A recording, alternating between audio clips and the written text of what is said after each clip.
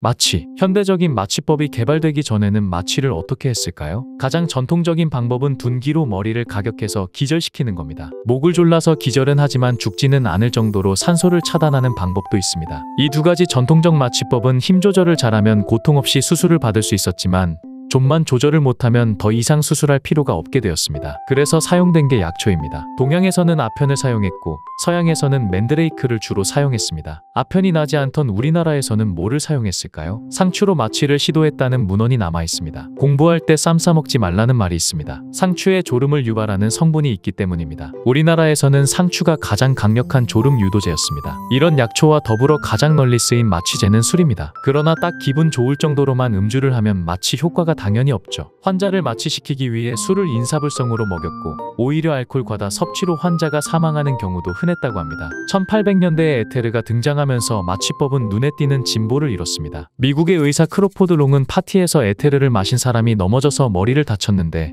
신기하게도 전혀 아파하지 않는 걸 목격했습니다. 롱은 환자에게 에테르를 적신 수건을 대서 마취를 시킨 후 목에 있는 종양을 잘라냈는데 환자는 아무런 통증을 느끼지 못했습니다. 이는 최초의 무통 외과 수술로 여겨집니다. 이후에 에테르는 여러 발전을 거치면서 본격적으로 마취제로 사용되었습니다. 에테르와 함께 아산화질소도 마취제로 널리 쓰였습니다. 아산화질소는 흔히 웃음가스라고 불리기도 합니다. 아산화질소를 마시면 기분이 들뜨고 알딸딸해지고 감각이 둔화되기 때문에 너무 웃지만 않는다면 수술을 덜 고통스럽게 받을 수 있었습니다. 현대에 이르러서 오늘날 의료 전문가들은 아산화질소에 세보플루란이나 할로탄 등을 섞어 사용하며 정맥주사 마취에는 프로포폴을 씁니다. 현대의 마취법이 위험성이 전혀 없는 손쉬운 기술은 아니더라도 오늘날 수술로 사망하는 사람이 20만 명 중 1명이라는 사실을 고려하면 난이도 높은 힘 조절이나 강제 음주보다는 훨씬 안전한 것만은 틀림없습니다. 소독약. 1800년대까지는 세균 감염에 대한 이론이 없었기 때문에 매우 비위생적인 환경에서 수술이 이루어졌고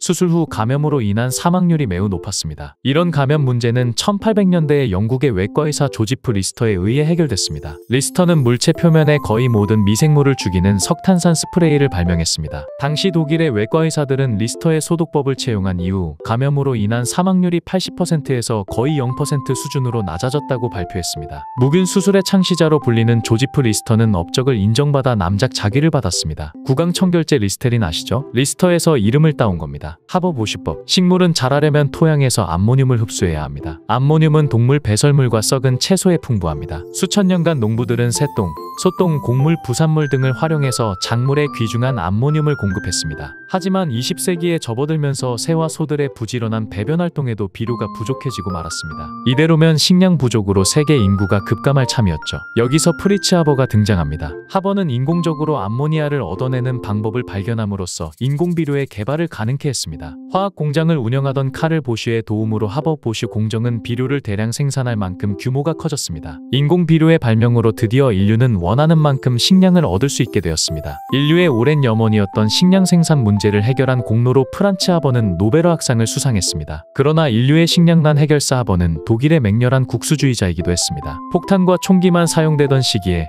프란츠 하버는 독일을 위해 대량살상 신무기인 독가스를 개발했습니다. 하버의 독가스는 전쟁에서 수많은 사람들의 목숨을 앗아갔고 홀로코스트에 사용된 독가스의 기초가 되기도 했습니다. 하버는 평상시의 과학자는 인류에 속하지만 전시의 과학자는 조국에 속한다 는 말을 남긴 것으로 유명합니다. 구조공학. 건물이 하중을 견디게 하는 건 굉장히 어려운 일입니다. 그래서 고대의 건축물을 보면 밑부분이 말도 안 되게 큽니다. 중세에는 벽날개가 개발되었습니다. 덕분에 신자들이 깔려 죽을까봐 걱정하지 않고도 높고 아름다운 성당을 지을 수 있게 되었습니다. 현대 공학 발전에 가장 큰 영향을 미친 요소는 철근 콘크리트였습니다. 철과 콘크리트 모두 오래전부터 사용되던 재료였지만 철을 콘크리트 안에 넣는다는 혁신적인 아이디어는 18세기에 들어와서야 대중화되었습니다. 철근 콘크리트로 인해 마철로와 거대 구조물의 시대가 열릴 수 있었습니다. 백신. 천연두는 1977년 이후에는 발병 사례가 없는 인류가 처음으로 완전 박멸에 성공한 병입니다. 백신의 발명 덕분인데요. 최초로 백신을 개발한 사람은 영국의 의학자 에드워드 제너입니다. 제너는 소가 걸리는 병인 우두가 천연두의 약한 변종임을 알아내고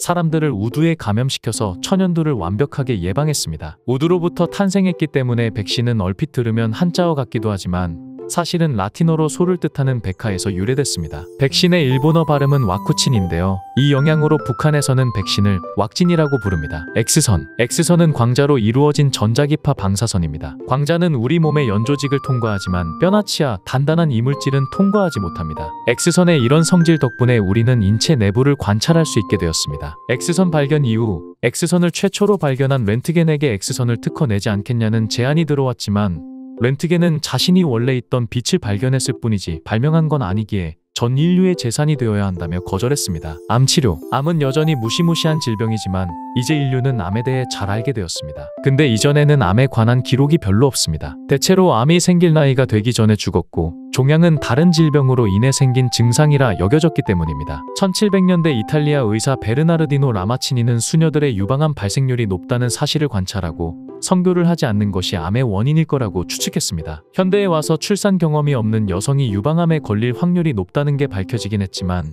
라마치니의 결론에서 볼 수 있듯이 암에 대해 인류가 잘 알게 된 건 불과 몇백 년 되지 않았습니다. 현대 이전에는 암을 퇴치할 유일한 방법은 암세포 제거 수술이었습니다. 19세기 중반까지는 소독약이 없었으므로 암 제거 수술로 죽을 확률이 매우 높았습니다. 앞서 살펴본 리스테린 선생님의 위생혁명 이후에는 많이 나아졌지만 암은 여전히 치명적이었습니다. 렌트겐이 발견한 X선이 상용화되고 방사선이 특정 암을 수축시키거나 죽인다는 사실이 밝혀지면서 암 치료에 도입되었습니다. 방사선 치료와 함께 등장한 획기적인 암 치료법은 화학요법입니다. 화학요법은 1910년에 시작되어 지금까지도 점점 발전하고 있습니다. 암은 여전히 두려운 질병이지만 이제는 더 이상 입에 올리기 꺼려지는 터부가 아니며 초기에 발견되는 종양은 평범한 질환으로 취급받을 때가 많습니다. 제약회사. 지금은 집집마다 약상자가 있습니다. 두통약, 해열제, 항히스타민제를 근처에서 쉽게 구할 수 있죠. 과거에는 아프면 실력이 의심스러운 동네 의사를 찾아가거나 알 수 없는 묘약을 권하는 약재상한테 의존해야 했습니다. 19세기에 화학자들이 화학물질 합성법을 알아내고 생물학자들이 다양한 치료법을 발견하고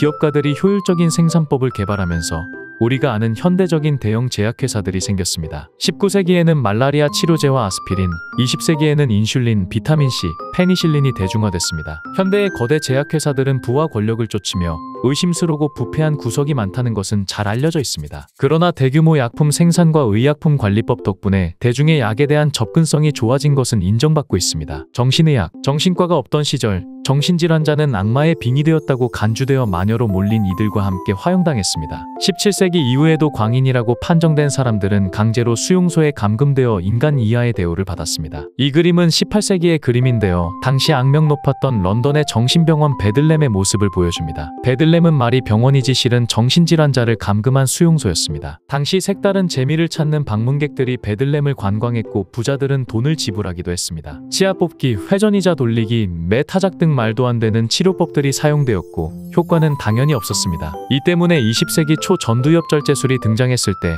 이를 창안한 에가스 모니스가 노벨상까지 탈 수 있었던 겁니다. 겉보기에 치료 효과가 극적으로 보였기 때문이죠. 난동을 피우고 망상을 호소하던 환자를 차분하게 진정시켜 버렸으니 대단하다고 여겨진 겁니다. 그런데 문제는 뇌를 직접 건드리는 모니스의 수술이 뇌를 심각하게 손상해버린다는 겁니다. 뇌 기능이 파괴되어 버려서 더 이상 난동을 안 피우는 걸 보고 정신질환이 치료되었다고 여긴 겁니다. 사실상 노벨상의 흑역사 사례들 중 하나로 여겨집니다. 현재 우리가 생각하는 정신의학의 토대를 마련한 것은 오스트리아인들이었습니다. 대표적으로 정신분석학의 창시자 지그문트 프로이트가 있습니다. 프로이트는 인간의 무의식을 체계적으로 정립하고 현대 정신의학의 기틀을 마련했습니다. 오스트리아인들이 없었더라면 우리는 조금만 헛소리를 해도 악마의 빙이 되었다며 알 수 없는 곳에 감금되었을지도 모릅니다. 항생제. 항생제는 인류의 의학 기술과 평균 수명을 비약적으로 향상시킨 발명품입니다. 만약 항생제가 없었더라면 현대의학은 지금보다 몇 세대는 뒤처져 있었을 겁니다. 인류는 항생제 덕분에 수많은 감염과 전염병을 극복했고 감염 걱정 없이 장기이식이나 심장수술 같은 길고 위험한 수술도 가능해졌습니다. 그런데 최초의 항생물질은 완전한 우연으로 발견했습니다. 1928년에 영국의 생물학자 알렉산더 플레밍은 실험을 위해 샬레의 포도상구균을 배양하고 휴가를 다녀왔습니다. 그런데 다녀와서 보니 샬레를 실수로 살짝 열어 놓았었고 샬레 내부를 확인해보니 뜬금없이 어디선가 날라온 괴상한 곰팡이가 포도상구균을 먹어치우고 있었습니다. 플레밍은 곰팡이가 박테리아를 먹어치우는 걸 보고 이 곰팡이를 연구해 페니실린을 발견했습니다. 이 곰팡이가 대체 어디서 온 것인가는 말이 많습니다. 그냥 창밖에서 곰팡이가 날아왔다는 설도 있고, 플레밍의 실험실 바로 밑층이 곰팡이 실험실이라 거기서 넘어왔다는 설도 있습니다. 다만 확실한 것은 만약 플레밍이 조금 더 꼼꼼해서 샬레 뚜껑을 제대로 닫았더라면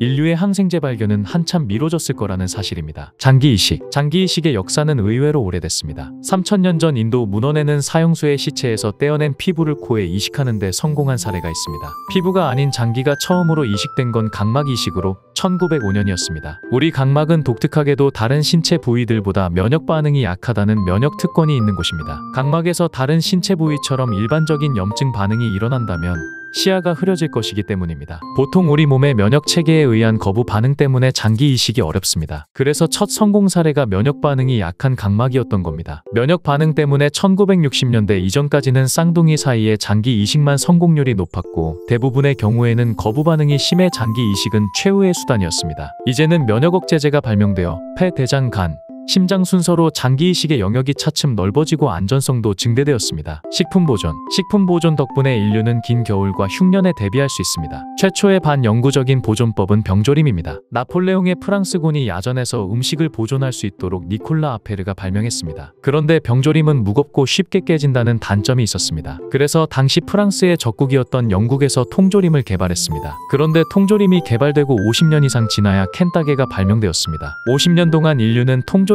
칼로 쑤시거나 망치와 못으로 뚜껑을 부숴서 먹었습니다.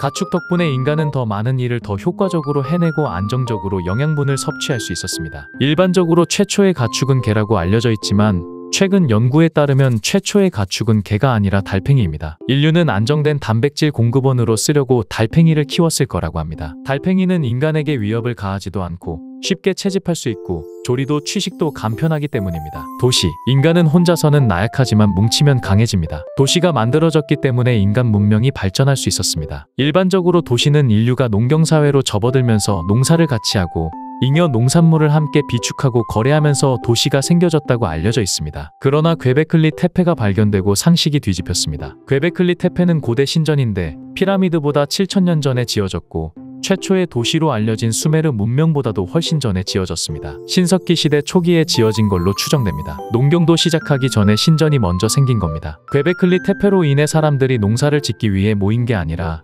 신에게 제사를 지내기 위해 모였고, 그 결과 농경과 도시가 생긴 것이라는 주장이 제기됩니다. 관계. 물이 없으면 농사가 불가능합니다. 농사의 핵심은 물을 끌어오는 관계입니다. 유명한 관계 시설로는 로마의 수도교가 있습니다. 엄청난 거리에서 물을 끌어오는 수도교 덕분에 로마는 1985년 뉴욕시보다 더 많은 물을 사용할 수 있었다고 하며, 일부 사람들은 로마 수도교를 당시 기술로는 설명 불가능한 오버 테크놀로지로 묘사하기도 합니다. 여전히 관계는 농업에서 굉장히 중요합니다. 현대의 대형 농업에서는 가운데에 있는 스프링클러로 물을 효율적으로 주기 위해 농지를 아예 동그랗게 만드는 경우도 많습니다. 가운데에 급수 시설을 중심으로 둥근 농업 영역이 전개되어 있는 모습은 농업에서 관계가 얼마나 중요한지 보여줍니다. 이런 동그란 농지처럼 우리가 살아가는 오늘날의 세상은 수없이 이어진 혁신적인 아이디어들이 만들어낸 결과물입니다. 인류의 식량난을 해결한 합법 보슈 공법부터 수억 명의 생명을 살린 항생제까지. 이번 영상에 등장한 아이디어들은 인텔리전스 랩에서 다루고 있는 133가지 아이디어들 중에서 고른 것들입니다. 인텔리전스 랩은 오늘 영상에서 다룬 아이디어들 뿐만 아니라 주기율표, 양자역학, 공산주의, 무신론 등 인류 역사에서 중요한 역할을 한 개념들을 쉽고 재미있게 풀어냅니다. 평소 들어본 개념인데 무슨 뜻인지 정확히는 몰랐던, 이를테면 GPS는 어떤 원리로 우리의 현재 위치를 정확하게 파악해서 실시간으로 알려주는 걸까? 같은 머릿속 질문들을 하나하나 알아갈 수 있는 가이드 같은 책입니다. 일상 속 철학 개념들을 쉽고 재미있게 풀어낸 베스트셀러, 필로소피 랩의 저자인 만큼 중요한 개념을 쉽고 재미있게 풀어내는 능력은 이미 검증되어 있습니다. 유머러스한 글과 직관적인 픽토그램으로 머릿속에 필수 지식을 쏙쏙 넣어주는 바쁜 현대인을 위한 쉽고 가벼운 교양서 인텔리전스 랩 추천드리며 영상 마치겠습니다. 오늘도 영상 시청해주셔서 정말 감사합니다.